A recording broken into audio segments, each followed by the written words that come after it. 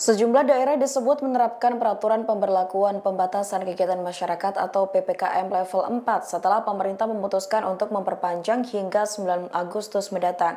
Hal tersebut dikatakan oleh Presiden Joko Widodo dalam keterangan resminya. Disebut terdapat 64 wilayah di Indonesia yang kini menerapkan peraturan tersebut. Dilansir Tribunnews.com, peraturan perpanjangan waktu PPKM disampaikan Jokowi pada Senin 2 Agustus 2021.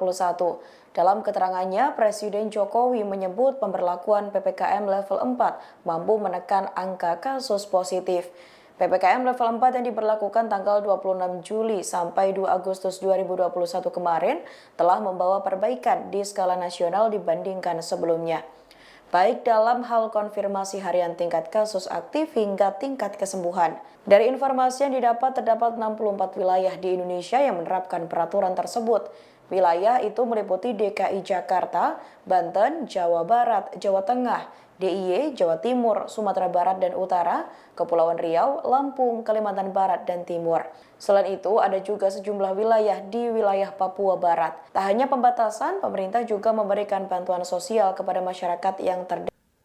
Bapak, Ibu, dan saudara-saudara sebangsa dan setanah air, pertama-tama saya menyampaikan penghargaan setinggi-tingginya kepada para tenaga kesehatan, dokter, perawat yang berada di garda terdepan dalam menyelamatkan jiwa manusia akibat COVID-19. Saya juga menyampaikan ucapan terima kasih kepada seluruh rakyat Indonesia atas pengertian dan dukungannya terhadap pelaksanaan kebijakan pembatasan kegiatan masyarakat yang kita lakukan. Pilihan masyarakat dan pemerintah adalah sama, yaitu antara menghadapi ancaman keselamatan jiwa akibat COVID-19 dan menghadapi ancaman ekonomi, kehilangan mata pencarian dan pekerjaan. Untuk itu, gas dan rem harus dilakukan secara dinamis sesuai perkembangan penyebaran COVID-19 di hari-hari terakhir. Kita tidak bisa membuat kebijakan yang sama dalam durasi yang panjang. Kita harus menentukan derajat pembatasan mobilitas masyarakat sesuai dengan data di hari-hari terakhir agar pilihan kita tepat, baik untuk kesehatan maupun untuk perekonomian.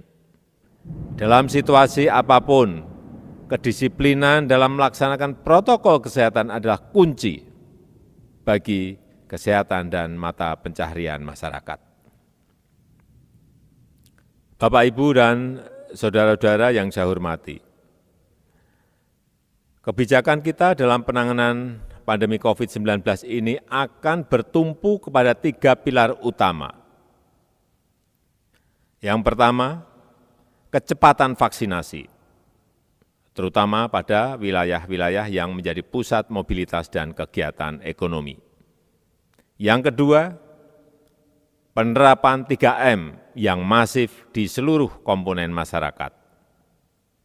Yang ketiga, kegiatan testing, tracing, isolasi, dan treatment secara masif, termasuk menjaga bor, penambahan fasilitas isolasi terpusat, serta menjamin ketersediaan obat-obatan dan pasokan oksigen.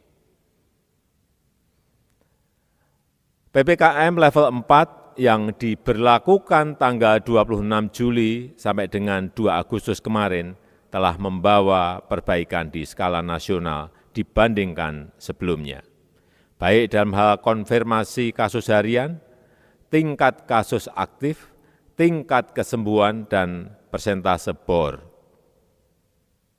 Oleh karena itu, dengan mempertimbangkan perkembangan beberapa indikator kasus pada minggu ini, pemerintah memutuskan untuk melanjutkan penerapan PPKM level 4 dari tanggal 3 sampai dengan 9 Agustus 2021 di beberapa kabupaten kota tertentu, dengan penyesuaian pengaturan aktivitas dan mobilitas masyarakat sesuai kondisi masing-masing daerah.